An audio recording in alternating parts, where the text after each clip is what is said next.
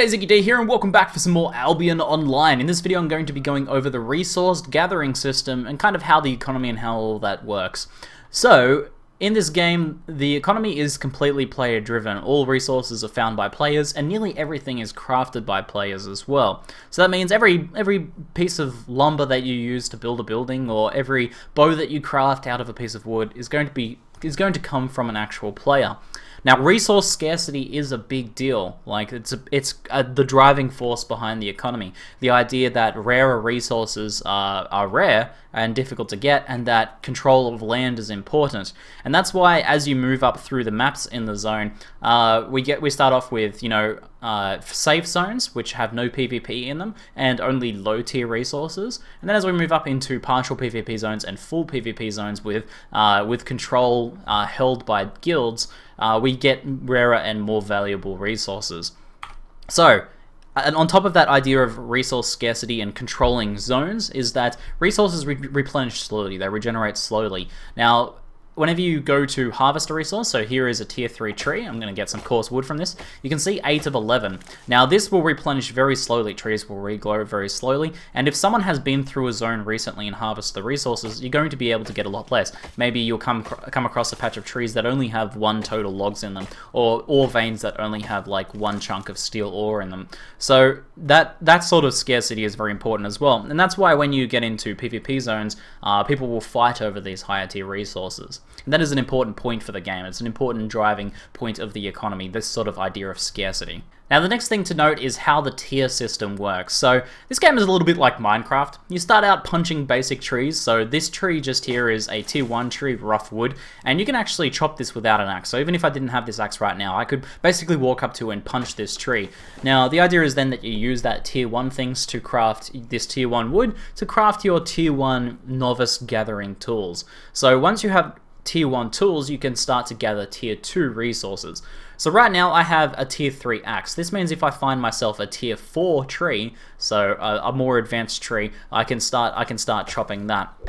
So this is a tier 3 tree just here. I could chop this with a tier 2 axe. So there's this kind of like stepping stone progression system where you need to work your way up through things. Now if you want to skip a tier, it is possible to skip tiers in some ways by buying resources, by buying tools off the market of other players. There is trading markets in each town. They are localized for each town, and you can either haul your raw resources back there to sell to people that want to just focus on refining. They don't want to actually go out and harvest. They just want to refine and craft. Then you can do that. Otherwise, if you just want to refine and craft, you can buy those things. Or if you want to do everything, you can go out and harvest yourself. So you kind of get the choice of exactly what you want to focus on. And the Destiny board, which is the progression system, player progression system, allows for that. As you can see, it's split up into different areas. We have combat, we have harvesting, we have refining, and then we have actual like constructing things. So if we go into just here into gathering, you can see that I've done quite a bit of gathering, and I've unlocked the ability to use Journeyman's axes, and I'm currently working on the ability to use Adept's axes. So I am going out and getting things myself. However, if I don't want to do this, if I want to skip this just instead, maybe I could go and farm myself some silver, some currency, and then instead just buy the raw materials. I could buy what you would be harvesting with the Adept Lumberjackery, and instead just focus on the refining, so I can focus on that. Now if I want to skip this as well, I can instead just focus on the crafting. So let's say I don't want to refine my own lumber, I want to buy already refined lumber. Going to pay a bit of a premium to do that, to skip these earlier sections and to just focus on crafting bows. I want to craft bows, but I don't want to go out there and harvest my own lumber. Now whether this is a good economic decision or not, it's up to you, and this game kind of allows you this sort of freedom to do these sorts of things. And you can instead just focus on crafting the bows and focus on the things you want to do instead. However, if you do want to do all stages of the process, which I've been doing so far, I've been going out chopping my own wood, refining it into lumber, and then using it to craft things. So I've been doing all of those steps. You have the option of doing that as well. Now, as you can probably tell from here, that there are quite a few options into actual resources you can farm. We have stone, which obviously comes from stones around this is used for crafting buildings. We have weaving, which is used for crafting cloth equipment and also used in leather crafting and other sorts of armor crafting as well. We have obviously iron for crafting iron or steel or anything like that. So you have like a bunch of different options here. Now, there are some overlaps between this, like any sort of weapon crafting seems to use gems. So if you're going to be crafting yourself bows, for example, you probably want to get lumber and gem cutting. But the idea is that you can specialize. You can and should specialize. This is a pretty cooperative group-based game. You're at the very least going to be joining a guild. Even if you're not like playing in party with other people, you're probably going to be working with a guild and then focusing on your things. Now, it is possible to be a jack of all trades, but obviously if you're spending time crafting leather stuff, you're not really getting any advancement towards wood, or if you're crafting, especially if you're crafting like iron, if you're doing iron smelting and then crafting things out of that iron, then you're not really progressing in wood. Now, the idea is that you'll work with, let's say, let's make this really small. So instead of looking at it on a guild perspective, let's say a group of 3. Now, me, Pox, and Amy are all playing together at the moment, and we're focusing on our different things. Pox is playing in terms of fighter as a spellcaster, Amy's playing as a tank, and I'm playing as a ranger. Now, this gives us a sort of an obvious idea of specialization of what we can focus on in terms of resource gathering. I can focus on wood and leather and gems, and Pox is focusing on weaving and gems, and he's also getting a little bit of wood, so we've got a little bit of overlap, but you can see how we're sort of specializing. And Amy is focusing on ore smelting and wood. So we kind of get to specialize a little bit. We can make this even more niche and only have one of us gather gems, for example. So you really get to niche down and focus on different things and work with a group to sort of cover each other and trade in amongst the party or in amongst the guild. Now, as you're traveling through a zone looking for resources, you'll start to see like areas that will be fully farmed out. Often these will be on a road. Now, this is a higher level PvP zone just here. So not many people are kind of brave enough to wander into here. Most people are kind of hanging around down in these areas right now. I've wandered north quite a bit in search of good resources, and as a result, even along the roads, I'm still able to gather, like, here's a tier 4 resource, which is a bit rarer, and there's 14 to 14, so basically no one has been harvesting. I can see on the map that there is someone nearby that is probably, doing the same thing. They've sort of progressed forwards a bit to try and harvest. So the game kind of encourages you to progress into more difficult zones, but also to explore. There's a real sense of exploration in this game. And that means that, like, sure, the roads are going to be pretty much in, like, frequented zones where people are traveling through all the time. Anything that's, like, on the side of the road right here, people are going to, like, stop and grab this stuff. But stuff that's, like, maybe out in the corner of the map here, or in kind of, like, a sneaky area like here or something like that, or especially if it's an area that's full of dangerous enemies, then you're going to be able to get more valuable resources and more rare resources and larger, like, collections of resources. You're not going to have to kind of scrounge around for that one sapphire every here and there. As you can see, I'm making bank right now getting these sapphires just here. Now, on top of that, there's also a rarity system. Very uncommonly, and I've actually gotten exceptionally lucky just here, you will have rare, or uncommon, or rare, or other rarer resources spawn. Now, these are represented by these kind of like little fairy things floating around them. And if I go ahead and harvest this, it's still rough sapphires, still tier 4 rough sapphires. And it's still kind of, it's the same idea, you still harvest it. But as you can see, I'm getting 45 fame. Now, again, fame is progression on this destiny board. So in terms of my gem harvesting, which I need 2,000 fame for, harvesting these is giving me a whole bunch more fame.